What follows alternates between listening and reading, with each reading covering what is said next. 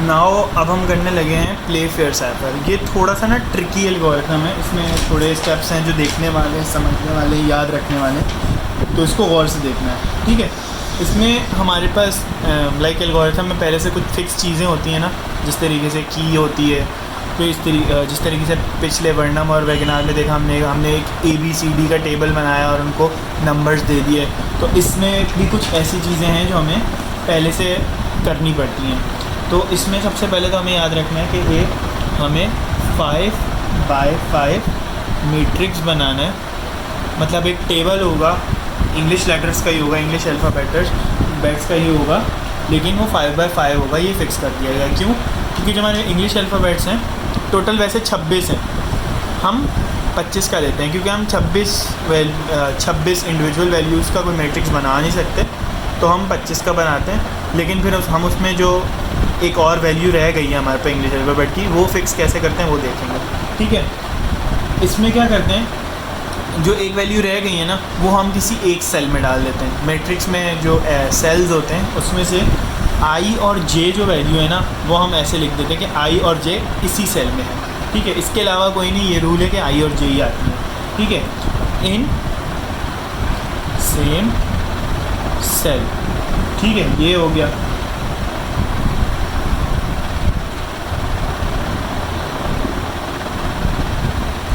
ठीक है, अब हमें मैट्रिक्स बनाना है, ठीक है। हम क्या करेंगे, एक और चीज़ करनी होती है जो हमारे पास की दी हुई होती है ना, वो भी देख लेते हैं, ठीक। अच्छा, अब हम समझते हैं कि हमारे पास जो एल्गोरिथम में की दी थी वो प्ले फेयर है, समझें, PLAYFAIR। हम की से मैट्रिक्स बनाना शुरू करते हैं, मतलब जो की के अल्फ़ाबेट ना, पहले उसको मैट्रिक्स में लिख देंगे और फिर बाकी जो जितने लेटर्स बच जाएंगे ना, वो सीक्वेंस वाइज लिखते जाएंगे, ठीक है। तो अगर हम देखें, समझें, ये मैं ग्रिड बनाने लगा हूँ, ठीक है, PLAY,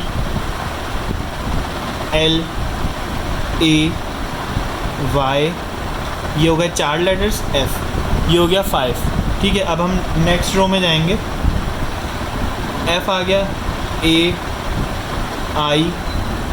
अच्छा हाँ, एक और चीज़, हम रिपीट नहीं कर सकते। A एक बार आ गया तो मैं दोबारा नहीं लिखूँगा, तो ये मैंने गलती कर दी। ये भी एक रूल है कि लेटर्स जो हैं यूनिक होंगे, इनको बार बार नहीं लिखना, ठीक है। अब यहाँ पे कोई और वैल्यू आ जाएगी, वो मैं रिप्लेस कर दूँगा। अब मैंने क्या कहा था, I और J हमेशा सेम सेल में आएंगे, तो I और J को मैं एक ही सेल में करके लिख देता हूँ, ठीक है। अब R यहाँ तक मेरी की ख़त्म हो गई। अब जितने लेटर्स बचे ना, उनको सीक्वेंस वाइज मैंने लिखना है। कैसे? A लिख लिया गया तो B नहीं लिखा गया, तो मैं यहाँ B लिख दूँगा। इसी तरीके से C भी नहीं आया, C लिख दूँगा। D भी नहीं आया, D लिख दूँगा। अब यहाँ तक 5 हो गए एक रो में। अब नेक्स्ट, ये पहली रो थी, ये दूसरी रो है, ये पहले कॉलम है, ये दूसरा कॉलम है, ये तीसरा कॉलम है, ये चौथा कॉलम है और ये पांचवा। हमें 5 बाय 5 बनाना है, ठीक है। अब मैं तीसरी रो फिल करने लगा हूँ, तो D के बाद E भी कहीं नहीं आया तो E लिख दूँगा। E के बाद आता है F आ गया है, तो अब मुझे लिखने की ज़रूरत नहीं है। फिर G, फिर H, I आ गया, I भी नहीं लिखूँगा। I के बाद J हो गया, K नहीं आया। L आ गया, M नहीं आया, ठीक है। अब मेरे पास चौथी रो फिल होने लगी है, N भी नहीं आया, O भी नहीं आया, P जो है वो आ गया सबसे पहले, Q भी नहीं आया, R आ गया, S T पांचवी रो, U V W X Y आ गया, Z, ठीक है। तो इस सीक्वेंस में हमने अपना मैट्रिक्स बनाना है, ठीक है। अब यही यूज़ होगा हमारी इंक्रिप्शन में। अब हम इंक्रिप्शन देखते हैं कैसे करते हैं। अब इंक्रिप्शन के लिए हमें क्या चाहिए? प्लेन टेक्स्ट चाहिए, ठीक है। अब उसके लिए मैं ले लेता हूँ एक प्लेन टेक्स्ट, ये hide the gold under the tree. अच्छा, अब इसमें क्या करना होता है, हमें अपने जो जितना भी बड़ा मैसेज है ना, उसके लेटर्स के पेयर्स बनाने हैं, 2-2 के, ठीक है। तो वो हम कैसे करेंगे? अब hide the letter in the gold है ना, अब उस प्लेन टेक्स्ट को मैं चेंज कर दूंगा ऐसे, मैं H और I को साथ करके लिख दूंगा, फिर D और ई को साथ करके लिख लूँगा, ठीक है। फिर टी और एच को साथ करूँगा। अब द था, ये द का ई जो बच गया है उसको मैं अगले वर्ड गोल्ड के जी के साथ मिला दूँगा। फिर ओ एल, फिर डी यू, ये आप देख लेना किस तरीके से पेयरिंग होती जा रही है। फिर N D E R T H E E R E. अच्छा, अब ये जो ये ना ट्री था, ये वाला जो है टी आर, अब ई, अब इसका एक ही लेटर बचा है, हमें तो पेयर बनाना है। तो हम क्या करते हैं, अगर हमारे पास एंड में कोई एक लेटर बच रहा है हम उसके साथ एक्स या जेड लगा देते हैं। सो फॉर नाउ हम बोलते हैं कि जब एंड में एक लेटर बचेगा ना तो मैं उसके साथ हमेशा जेड लगाया करूँगा, ठीक है। जो एंड में एक लेटर बच रहा था वो था ई, और उसके साथ मैंने जेड लगा के उसका पेयर कंप्लीट कर देना, ठीक है। अगर नहीं बच रहा कोई लेटर, पेयर पूरा हो रहा है वैसे ही, तो ज़रूरत नहीं लगाने की, ठीक है। हम एक्स भी लगा सकते हैं, मैं जेड प्रेफर करो तो मैं जेड लगा रहा हूँ, ठीक है। अच्छा, एक तो ये चीज़ होती है, ये याद रखिए। उसके अलावा इन द मैसेज अगर कोई सीक्वेंस आ गया, लाइक ट्री था, अगर सिर्फ सिंपल ट्री लिखा होता, यही हमारा मैसेज, तो टी आर होता एक पेयर, डबल ई होता, लेकिन हम ये नहीं कर सकते। सेम लेटर कभी भी एक पेयर में नहीं आएंगे, तो हमें ये करना है कि इनको तोड़ना है। जो पहला वाला होगा ना उसके साथ भी हमने यही टेक्निक करनी है, एक्स या जेड में से कुछ लगा देना, ठीक है। तो लाइक मुझे डिफरेंस रखना है कि भाई एंड वाले के साथ मैं जेड लगा रहा हूँ और जो बीच में सेम वैल्यूज़ वाला पेयर है उसके साथ मैं एक्स लगा देता हूँ, ठीक है। तो हम अल्टरनेट चल रहे हैं, अगर हम इसके साथ एक्स लगा रहे हैं तो उसके साथ जेड लगा देंगे, इसके साथ एक्स लगा रहे हैं तो उसके साथ जेड लगा देंगे। तो अभी मैं इसको इस तरह रखूँगा, ठीक है। ये ई एक्स हो गया। अब जो दूसरा ई बचा था वो अकेला रह गया, तो उसके साथ मैं जेड लगा दूँगा, ठीक है। ये अभी इसमें नहीं आया लेकिन ये आ सकता है, ठीक है। अब ये अलग चीज़ थी। अब हम शुरू करेंगे जो इंक्रिप्शन देखनी होती है वो। इसमें हमें 3 रूल्स का ख्याल रखना है। वो 3 रूल्स क्या हैं, हम एक पेयर लेते हैं लाइक हाई का, हाई नहीं है हाइड है, एच आई। अब हम क्या करते हैं, हमें इसको इस मैट्रिक्स में देखना होता है और फिर उससे उसकी सब्स्टिट्यूट वाली वैल्यू, सब्स्टिट्यूएंट वैल्यू निकालनी होती है। सबसे पहला रूल, अगर हम देखते हैं एच और आई को, हम इसमें ढूंढेंगे एच कहाँ है। पहला लेटर हम इस तरीके से कर सकते हैं, या तो हम ये बोल रहे हैं जो 2 लेटर्स हैं ना, अगर वो सेम रो या सेम कॉलम में नहीं है, मतलब एच जो है अलग रो में है, आई जो है अलग रो में है, या एच जो है अलग कॉलम में है, आई जो है अलग कॉलम में, मतलब वो सेम में नहीं है, तो हम उनकी क्रॉस ओवर वैल्यू या जहाँ पे वो इंटरसेक्ट कर रहे हैं वो वाली वैल्यू लेते हैं सब्स्टिट्यूट करने के लिए, ठीक है। तो अगर हम पहला केस देखें, हम एच को देख रहे हैं और आई को देख रहे हैं, तो क्या है, एच एक अलग रो में है, आई एक अलग रो में है, सेम एच एक अलग कॉलम में है, आई एक अलग कॉलम में है, तो हमें इसकी इंटरसेक्टिंग वैल्यू लेनी है। वो कैसे ढूंढेंगे, अब इसके भी 2 सिनेरियो हैं। अगर हम यूँ और यूँ देखें तो ई आ रहा है, लेकिन हम यूँ और यूँ भी तो देख सकते हैं, तो इसमें मर्ज़ी है आपकी जौन सा भी सिनेरियो करना है। लेकिन अब हमें ये करना है कि जब हम एच और आई पेयर को एक वक्त में इनक्रिप्ट करें ना, हमें पहले एच के लिए एक इनक्रिप्शन ढूंढनी है, फिर आई के लिए दूसरी ढूंढनी है। तो हम क्या करते हैं, जब एच के लिए इनक्रिप्शन कर रहे होते हैं तो हम बोलते हैं चलो जब जो पहला लेटर है ना, एक पेयर का जो पहला लेटर है उसको कॉलम वाले उसके कॉलम में देख लेंगे और जो दूसरा लेटर है उसकी रो में देख लेंगे। मतलब जिस वक्त जिसके लिए इनक्रिप्ट कर रहे हो, अगर एच के लिए कर रहे हो तो एच के कॉलम में देखना, आई की रो में देखना। फिर जब आई के लिए कर रहे होगे तो आई के कॉलम में देखेंगे और एच की रो में देखेंगे। हम उल्टा भी कर सकते हैं, हमारी मर्ज़ी है। हम बोलें कि नहीं हमें पहले कॉलम में नहीं देखना, पहले लेटर वाले के हमें रो में देखना, तो हम ये करेंगे जब एच के लिए इनक्रिप्ट कर रहे हैं तो एच की रो में आई कॉलम में देख लेंगे, और जब आई के लिए इनक्रिप्ट कर रहे हैं तो आई की रो और एच के कॉलम में देख लेंगे। ये मर्ज़ी है, लेकिन कोई एक ही throughout the algorithm, throughout the process लेके चलना है। तो हम लेके चलते हैं कि भाई हम जो जिसकी इंक्रिप्शन कर रहे हैं लाइक एच की कर रहे हैं तो उसके कॉलम में, और फिर उसका जो पेयर वाला साथ वाला लेटर है उसकी रो में देखेंगे, ठीक है। ये थोड़ा ट्रिकी है, बस हमें ये करना है फॉर द टाइम भी ये समझ लें कि जो हाई है, ये वाला जो हाई है ये पेयर है, अभी हम एच की इंक्रिप्शन कर रहे हैं, ठीक है। तो हम एच के कॉलम में देख लेंगे और उसी के जो पेयर का दूसरा लेटर है आई उसकी रो में देख लेंगे, ठीक है। तो एच का कॉलम आई की रो, इंटरसेक्ट करें बी पे, तो एच की इंक्रिप्शन हो जाएगी बी। तो वो मैं यहाँ लिख देता हूँ, या यहीं लिख देता हूँ ना, एच की जो इंक्रिप्शन है वो हो गई बी। ठीक है, अब मुझे आई की भी इंक्रिप्शन करनी है। ठीक है, तो आई की इंक्रिप्शन के लिए एच हेल्प करेगा, एच की इंक्रिप्शन के लिए आई ने की थी, तो आई की इंक्रिप्शन के लिए अब मैंने बोला जिसकी इंक्रिप्शन कर रहा हूँ उसके कॉलम में देखूँगा। मैं रो में भी देख सकता था, लेकिन मैं अपनी एक स्ट्रेटेजी लेके जा रहा हूँ कि मैं कॉलम में ही देखूँगा।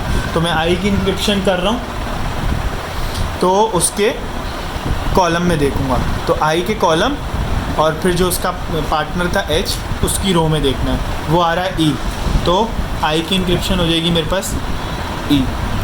ठीक है, ये हो गया। अब अगला डी और ई।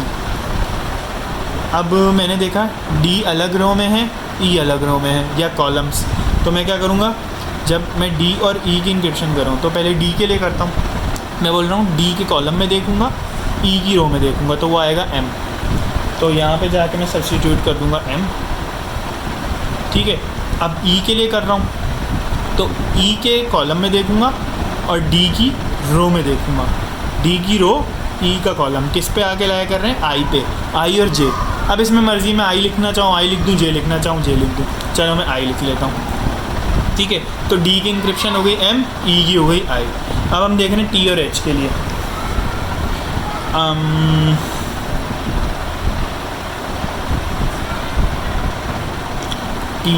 टी ये रहा, एच ये रहा, तो हमारे पास टी और एच है ना, तो टी के कॉलम में देखूँगा और एच की रो में देखूँगा तो आएगा एम। फिर एच के कॉलम में देखूँगा और टी की रो में देखूँगा तो आएगा क्यू, तो यहाँ क्यू लिख दूँगा। तो टी और एच की इंक्रिप्शन हो गई एम क्यू। इसी तरीके से ई और जी, ई और जी। अब देखिए ये वो सिनेरियो आ गया कि जब दोनों लेटर सेम रो में, सेम कॉलम में नहीं लेकिन सेम रो में तो है ना, तो हम उसके लिए क्या करते हैं, ई ए लेटर तो उसका अगला देख लो उसकी रो में, जी ए लेटर तो उसका अगला देख लो। ठीक है, तो ई और जी, ई की इंक्रिप्शन हो जाएगी जी, जी की इंक्रिप्शन हो जाएगी एच। ठीक है, अगर सेम रो या सेम कॉलम में होते हैं ना, सेम रो है तो नेक्स्ट वाला देख लो, सेम कॉलम है तो नीचे वाला देख लो। ठीक है, तो अभी हम रो वाला करें तो नेक्स्ट वाला, तो ई की इंक्रिप्शन होगी जी, जी की हो जाएगी एच। ओ और एल का देखते हैं, ओ और एल। देखें अब ये कॉलम वाला सिनेरियो आ गया, तो हम क्या करेंगे, ओ का नेक्स्ट वाला वी है और एल का नेक्स्ट वाला आर है, तो वो लिख लेंगे वी और आर। ठीक है, इसी तरीके से ये सारा जो है होना शुरू हो जाएगा। डी यू की आ जाएगी जेड जे। अब ये तीनों सिनेरियो समझ आ गए ना कि जब जो लेटर्स हैं, जो पेयर के लेटर्स हैं, वो सेम रो या किसी सेम कॉलम में नहीं लाए कर रहे, उन दोनों के इंटरसेक्टिंग पॉइंट वाला लेटर देखना है। इंटरसेक्टिंग पॉइंट वाला लेटर देखने के लिए क्या है कि अगर हम पेयर के एक लेटर की इंक्रिप्शन कर रहे हैं तो उस लेटर की रो उस लेटर का कॉलम देख लो और दूसरा जो पेयर का पार्टनर है उसकी रो देख लो, या हम इसका रिवर्स भी कर सकते हैं, लेकिन एक ही स्ट्रेटजी लेके चलनी है। ठीक है, तो इस तरीके से अब इसकी बाकी इंक्रिप्शन में एन डी की इंक्रिप्शन आई टी है, ई आर की जे जी है, टी एच की एम क्यू है, इसकी एन एम है। ठीक है, देखिए टी एच की एम क्यू ही रहेगी। ठीक है, अब इसमें यह है कि फिक्स हो गया, जब भी टी एच का पेयर दिखेगा तो उसकी एम क्यू इंक्रिप्शन आएगी, इसकी जी आई है और लास्ट वाले की यू और एम है। ठीक है, अब देखिए ये आई आ रहा है, मैं चाहता था इसकी जगह जे लिख देता, क्यों, क्योंकि आई और जे सेम सेल वाले ना, तो मैं इसको जे भी लिख सकता हूँ। जिस तरह ये यहाँ पे जे लिखा है ना, तो यहाँ पे मैं आई भी लिख सकता हूँ। ठीक है, अच्छा अब डिक्रिप्शन में क्या होगा,